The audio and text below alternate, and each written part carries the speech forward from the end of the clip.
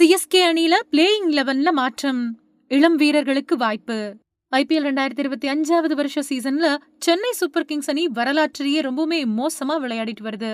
6வது தடவையா கோப்பையை கைப்பற்றி தோனிய வெற்றியோட வழி அனுப்பி வைக்கும் அப்படின்னு எதிர்பார்த்த ரசிகர்களுக்கு ரொம்ப ஏமாற்றம் தான் மிஞ்சி இருக்கு. எப்பவுமே புள்ளிப்பட்டியல்ல டாப் இடத்துல இருக்கும் சிஎஸ்கே அணி இந்த தடவை பிளே ஆஃப் சுற்றுக்கு போக முடியுமா அப்படிங்கிற கேள்வி எழுந்திருக்கு. இதுக்கு காரணம் சிஎஸ்கே அணி ஏலத்துல நம்பி எடுத்த வீரர்கள் யாருமே சரியான ஃபார்ம்ல இல்லாததுதான் அப்படின்னு குற்றச்சாட்டு எழுந்துச்சு. சிஎஸ்கே அணி ஏலத்துல எடுத்திருக்கக்கூடிய ராகுல் திரிபாதி, தீபக் ஹூடா மாதிரியான வீரர்கள் பேட்டிங் செய்யவே தடுமாறிட்டு வராங்க. சாம்பியன் டிராபி தொடர்ல அதிரடியா விளையாடி ரன்களை சேர்த்த ரச்சின் ரவீந்திரா இப்போ ஐபிஎல் தொடர்ல ரன் குவிக்க தடுமாறிட்டு வராரு. அதே மாதிரி ஆல்ரவுண்டர் ஜடேஜா நடப்பு சீசன்ல 6 போட்டியில விளையாடி மொத்தமாவே 85 ரன்கள் தான் அடிச்சிருக்காரு. பந்து வீச்சுல 2 விக்கெட்டுகளை மட்டுமே வீழ்த்தியிருக்காரு. இப்படி சிஎஸ்கே வீரர்கள் எல்லாருமே ஒரே நேரத்துல மண்ணை கவறதால நம்மளோட அணி தொடர்ந்து தோல்விகளை சந்திச்சுட்டு வருது.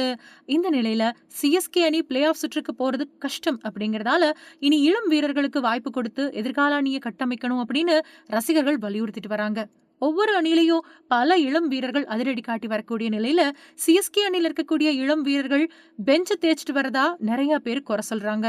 இந்த நிலையில சிஎஸ்கே அணி எஞ்சி இருக்கக்கூடிய போட்டிகள்ல எந்தெந்த வீரர்களுக்கு வாய்ப்பு கொடுத்தா சிறப்பா இருக்கும் அப்படிங்கறத பார்க்கலாம். வன்ஸ் பேடிய அணிக்குள்ள கொண்டு வரணும். வன்ஸ் பேடிக்கு வாய்ப்பு வழங்கி சிஎஸ்கே அணி பயன்படுத்தணும். இது மாதிரி 3வது வீரரா ஷாயிக் ரஷீத்தை பயன்படுத்தணும். அண்டர் 90 கிரிக்கெட்ல தன்னோட திறமையை நிரூபிச்சிருக்கக்கூடிய சாயிக் ரஷீத் நல்ல ஃபீல்டரும் கூட அப்படிங்கிறதும் குறிப்பிடத்தக்கது. 4வது வீரரா சிவம் துபேவை தொடரணும். சிவம் துபேவும் பெரிய அளவுல ஃபார்ம்ல இல்ல அப்படின்னாலும் அவரை தவிர இப்போ வேற வீரர் யாருமே இல்ல அப்படிங்கிறதும் குறிப்பிடத்தக்கது.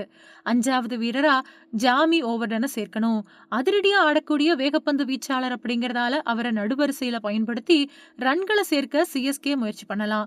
6வது வீரரா ஜடேஜாவை விளையாட வைக்கணும்.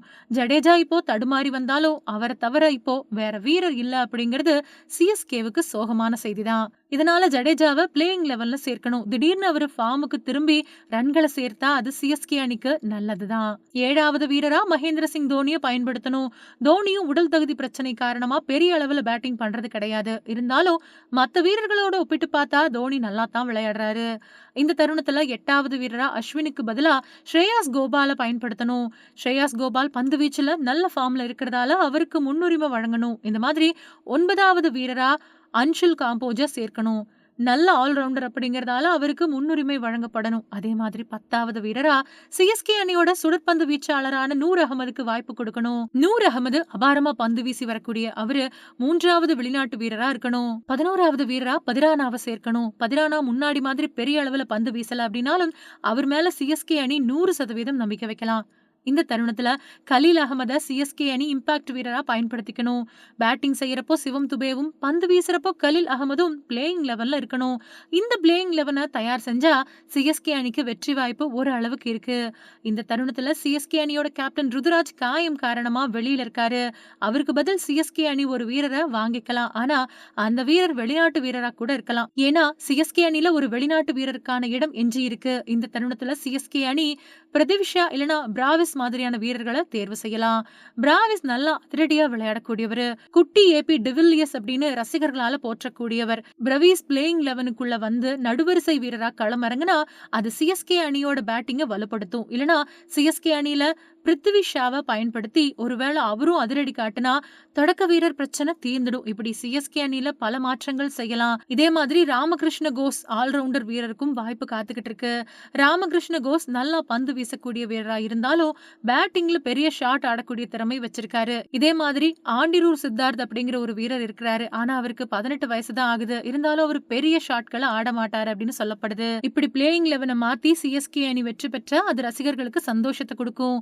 தோல்வியை தழுவினாலும் இளம் வீரர்களுக்கு வாய்ப்பு கிடைச்சதே அப்படிங்கிற ஒரு சந்தோஷம் ரசிகர்களுக்கு இருக்கும். இதனால தோனி என்ன செய்ய போறாரு அப்படிங்கிற எதிர்பார்ப்புகள் ரசிகர்கள் மத்தியில இருக்குது.